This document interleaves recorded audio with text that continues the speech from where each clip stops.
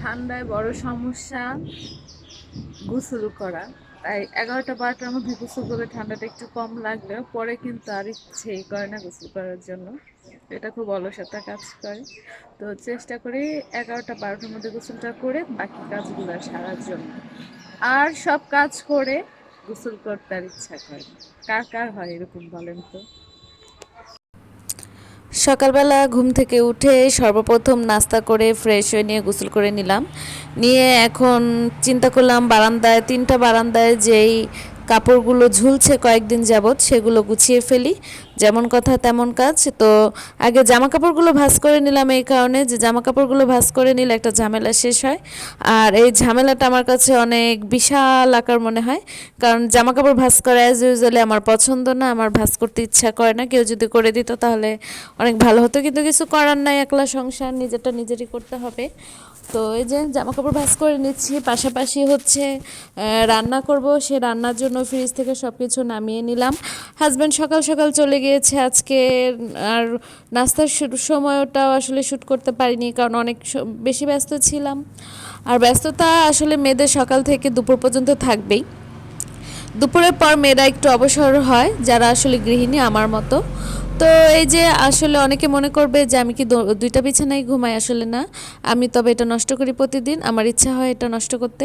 কারণ আমি ওই বিছানা থেকে কতক্ষণ কম্বল খাতা নামিয়ে রাখি আর এই বিছানায় কতক্ষণ অত্যাচার করি। এটা আমার আসলে একটা স্বভাবে পরিণত হয়েছে, যেটা আমি আসলে চেষ্টা করবো এরকম না করতে। কারণ নিজেরই কষ্ট হয়, প্রতিদিনই দুইটা বিছানা তুলতে হয়। আর আমার হাজব্যান্ড যদিও নষ্ট করে না, সে খুব গুছানো পরিপাটি মানুষ, কিন্তু আমি খুব অগোছালো। এবং ওই ঘরটা কমপ্লিট করে জামা কাপড় ভাঁজ করে এসে এখন আমি আমার বেডরুমের অবস্থা দেখেন, দুইটা কম্বল নিয়ে ঘুমিয়েছি। মাঝে মাঝে মনে হয় অনেক ঠান্ডা লাগে, মাঝে মাঝে মনে হয় অনেক গরম লাগে। আমার কাছে অনেক বেশি কালকে ঠান্ডা লাগছিল, তো একটা লেপ একটা কম্বল দুইটা নিয়ে ঘুমিয়েছি। যদিও মাঝরাতে ঘুমাতে পারিনি দুটা নিয়ে, তারপরেও ঘুমিয়েছিলাম। তো এই যে কম্বলগুলো ভাঁজ করে নিচ্ছি এবং জানালার পর্দাগুলো সরিয়ে দিলাম। খাট গোছাতে ভালো লাগে একসময়, আবার অনেক সময় বিরক্ত লাগে। অনেক সময় মন চায় যে থাক না এভাবে পড়ে থাকি, একটু পরে তো আবার নষ্ট করবো, তা গুছিয়ে কী লাভ। কিন্তু পরিষ্কার পরিচ্ছন্ন থাকতে হলে তো নিজের সংসারের কাজকর্ম গুছিয়ে করতে হবে। আর পরিষ্কার যদি ঘর দরজা পরিষ্কার না থাকে, মানুষের মন মানসিকতাও আসলে ভালো থাকে না। তো এই যে সুন্দর করে আমার লালপরীকে গুছিয়ে নিচ্ছিলাম। আমার খুব পছন্দের একটি কম্বল, এটি লালপরী নাম দিয়েছি।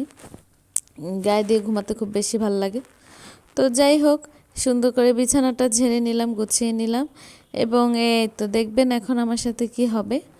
একটু এখনই মনে করেন যে বিছানা ঝাড়তে যেয়ে ল্যাংড়া হবার সমতুল্য হয়ে গিয়েছিলাম। হঠাৎ হঠাৎ মানুষ এরকম অনেকেরই হয় যে কাজ করতে গেলে হাত পায়ে রক্ত টানা দেয় এবং ব্যথা পায়, যেমন এই যে আমার সাথে এখন হলো। আর আমার পাটা নিয়ে এরকম একটা ঝামেলা আমি পড়ে গিয়েছিলাম, না পারছিলাম নাড়াতে, না পারছিলাম বসতে। তো একটু টান করে শুয়েছিলাম, দেখছিলাম পাটা কি হয় না হয়। তো পাটায় খুব বেশি ব্যথা ছিল, সারাদিনই আমি এটা নিয়ে ঝামেলায় পড়েছি, কিন্তু তারপরও কিছু করার ছিল না। কাজ তো করতেই হবে।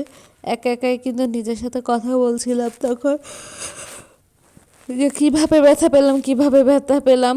তো অনেকটাই আমি স্পিড বাড়িয়ে দিয়েছি, আমি অনেকক্ষণ ওখানে শুয়েছিলাম। তারপর আর কি করার, আস্তে আস্তে হেঁটে হেঁটে কাজটা অবশেষে কমপ্লিট করলাম এবং পুরো বাসাটা ঝাড়ু দিয়ে নিলাম। ঝাড়ু দিয়ে নিয়ে অবশ্য ফাঁকে ফাঁকে রান্নাটাও বসে এসেছি। এই যে এখানে আমার চিংড়ি মাছ ভুনাটা হয়ে গিয়েছে। আজকে খুবই অল্প রান্না, গতকালকে কিছু তরকারি ছিল।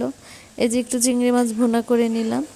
আর একটু কী মাছ যেন ভুলে গেলাম, শীতের সবজি দিয়ে ট্যাংরা মাছ, হ্যাঁ মনে পড়েছে, শীতের সবজি দিয়ে ট্যাংরা মাছ রান্না করলাম।